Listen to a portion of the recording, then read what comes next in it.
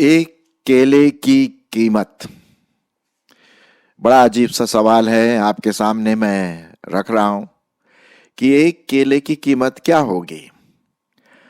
अब आप सोचेंगे भाई एक केले की कीमत कितनी होगी, 5 रुपया, 10 रुपया। मैं सोचता हूं कि 5 रुपए एक केले की कीमत आपको बाजार में मिलेगा। और यदि बहुत अच्छा केला, बहुत हेल्दी केला होगा तो शायद 7-8 रुपए में एक केला मिल जाएगा। क्या यही केले की कीमत है? आपको आश्चर्य होगा जब मैं एक बात आपके सामने बताऊंगा कि एक केले की कीमत कितने में बेची गई, कितना उसका कीमत लगा। जी हाँ, बीबीसी न्यूज के अनुसार एक कला प्रदर्शनी की गई थी जिसमें कई प्रकार के फोटोग्राफर्स आए और उन्होंने अपने अपनी फोटोग्राफी रखी सामने ताकि लोग उसको देखें, उसको अप्रिशिएट करें। और वो बिकाऊ भी थी। उनमें से ये जो केला जो आपके सामने दिखाई दे रहा है इस स्लाइड में, जो केला जो टेप के पीछे चिपका हुआ है, ये भी वहां प्रदर्शनी में लगा हुआ था और इसकी बोली लग रही थी। और ये बोली आपको पता कितने में बिका ये केला? मुझे तो सुन करके बहुत आश्चर्य हुआ, शायद आपको भी होगा। ये एक केला 52 करोड़ 32 लाख रुपए में बिका।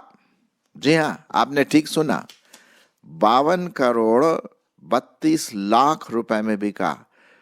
या अमेरिकन डॉलर में उसका हिसाब करें तो 62 लाख डॉलर में ये केला बिका। बड़े सुनने में बहुत अजीब बात लगती है कि नहीं? लेकिन ये सही है। ये केले की कीमत क्या है? हम सोचते हैं 5 रुपया, 7 रुपया, लेकिन जिसने ये केला खरीदा 52 करोड़ 32 लाख में, उसको इस केले की कीमत पता है। क्यों उसने ये खरीदा? एक आर्ट, एक फोटोग्राफी, कलाकृति जिसे हम कहते हैं, वो यहाँ पर नजर आती है। और उसने इस केले को बहुमूल्य समझा। और उसने ये भी कहा कि बाद में खरीद करके मैं इस केले को खाऊंगा। बहुत अजीब सी बात लगती, लेकिन ये बिल्कुल सत्य है। ये न्यूज़ आइटम है। मैं कई बार कई प्रकार के न्यूज़ सुनता हूं और उनमें से एक ये है। और मैंने कहा कि आज मैं इसी से संबंधित बाइबल से आपके सामने बात करने की कोशिश करूंगा।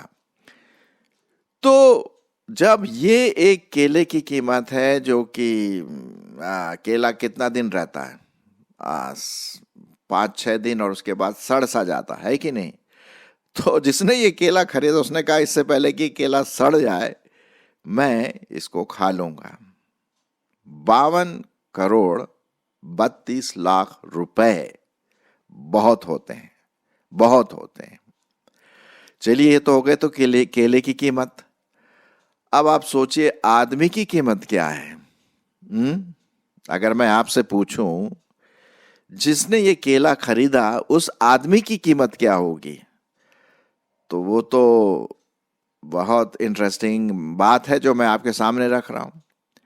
अगर यही बात हम एक केमिस्ट से पूछते, मेडिकल स्टूडेंट से पूछें, तो वो बताएगा भाई आदमी की कीमत क्या है, 10 रुपया या 12 रुपया। आप चौंके नहीं, वो यही बोलेगा। कारण ये है, वो ये अपने दृष्टिकोण से देखेगा, केमिस्ट्री के दृष्टिकोण से देखेगा कि मनुष्य किस चीज से बना है। उसमें इतना शुगर है, इतना शक्कर है कि 1 कप चाय बन सकती है। उसमें इतना आयरन है या लोहा है कि उससे एक कील बना सकते हैं। उसमें इतना कैल्शियम है कि 1 स्क्वायर इंच हम वाइट वॉश कर सकते हैं। और एक कील और शुगर और कैल्शियम को हम अगर मिलाएं, उनकी कीमत तो कितना आएगा? 15 रुपया।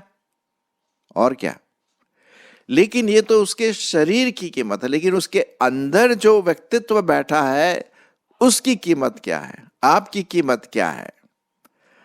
मुझे पता है आजकल लोगों की तस्करी करते हैं, बच्चों की तस्करी करते हैं, जो कि कानून के खिलाफ है, परमेश्वर के वचन के खिलाफ है, लेकिन लोग करते हैं और वो लाखों लाखों रुपए में बेचते हैं।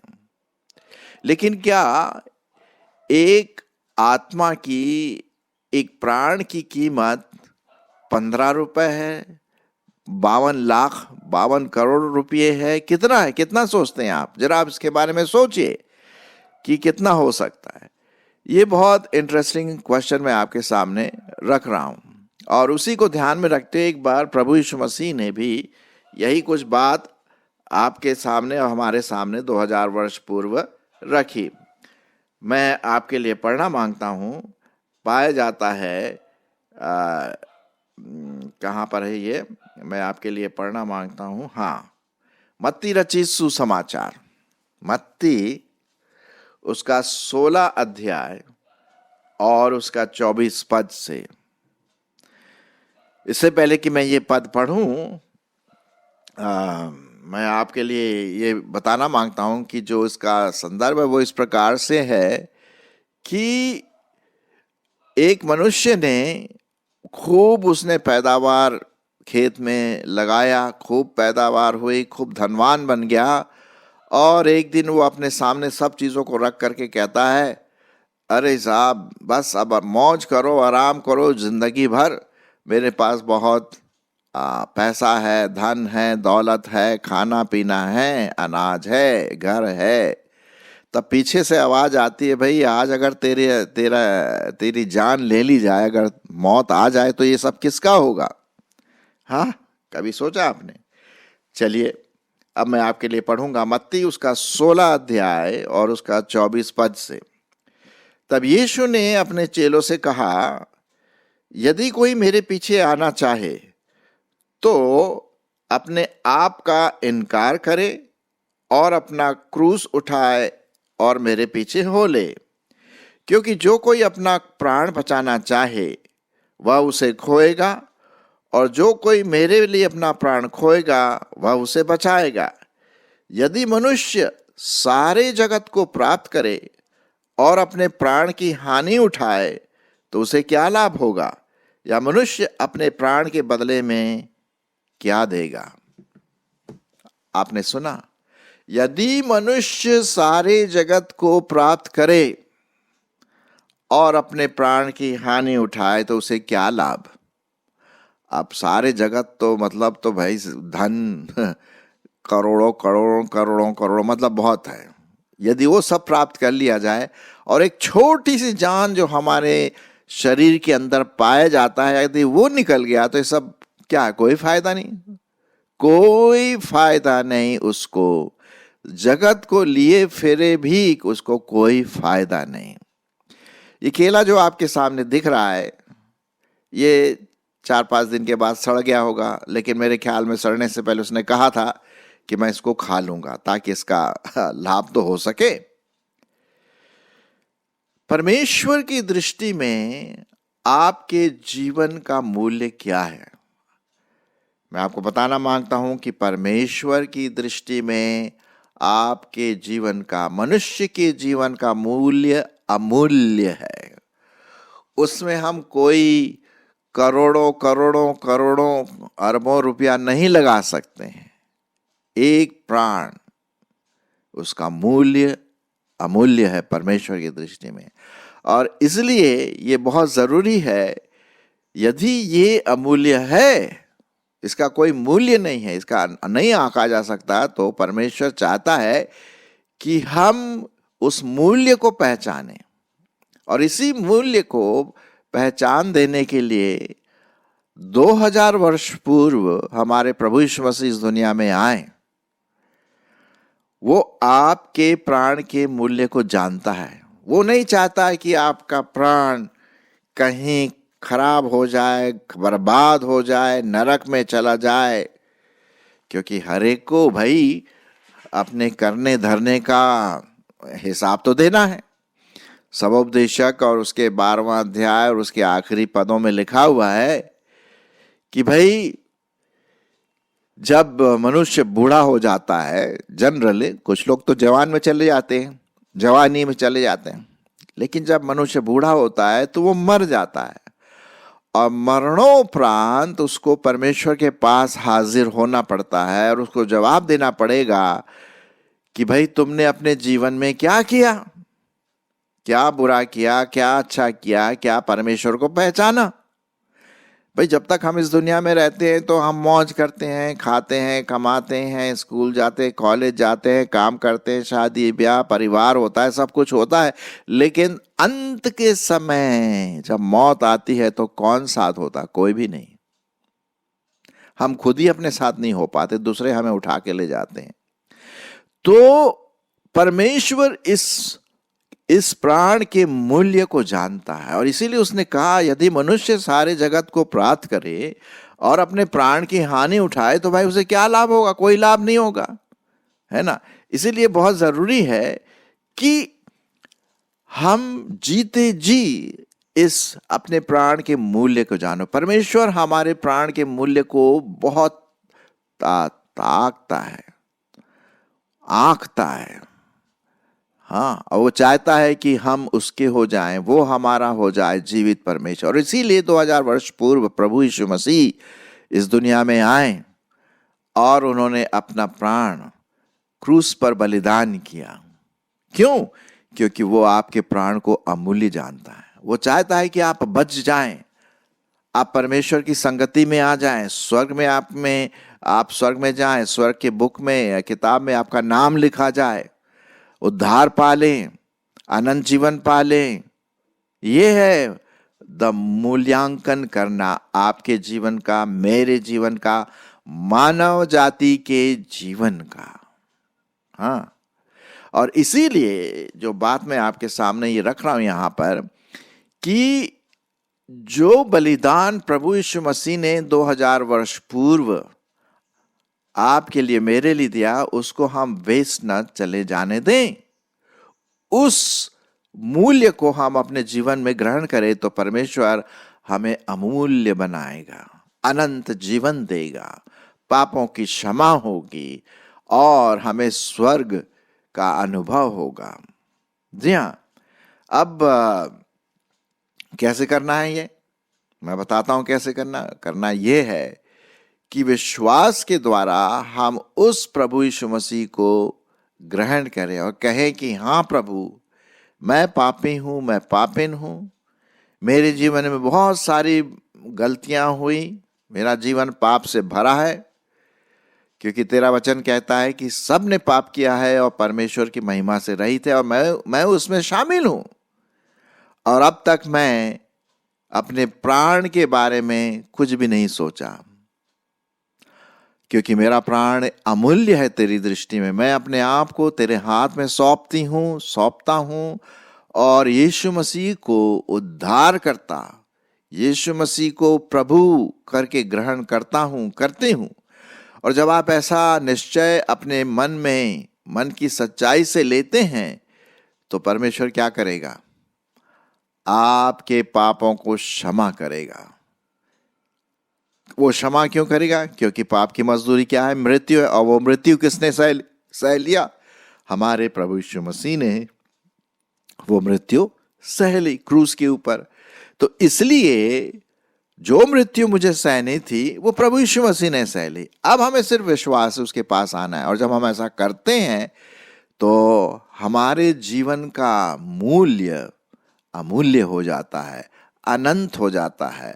अब हम नरक नहीं जाएंगे, नरक की आग में नहीं सड़ेंगे, अब हम स्वर्ग में परमेश्वर के साथ होंगे, क्योंकि हम प्रभु यीशु मसीह को, उसके बलिदान को एक्नॉलेज करते हैं, पहचानते हैं, विश्वास करते हैं। तब हम समझ पाएंगे कि हाँ, प्रभु परमेश्वर ने हमें बनाया। देखिए, हम जब इस दुनिया में आते हैं, जन्म होता है और जन्म के बाद फिर क्या होता है? बच्चा बढ़ता है, आगे स्कूल कॉलेज जाता है, शादी ब्याह होता है, परिवार बसता है, शायद एक नाम आपका सोसाइटी में, हमारे समाज में होता है और फिर बुढ़ापा आ जाता है। ये एक तो जीवन की क्रिया है, इसको हम कभी नकार नहीं सकते हैं, ये जीवन की क्रिया है।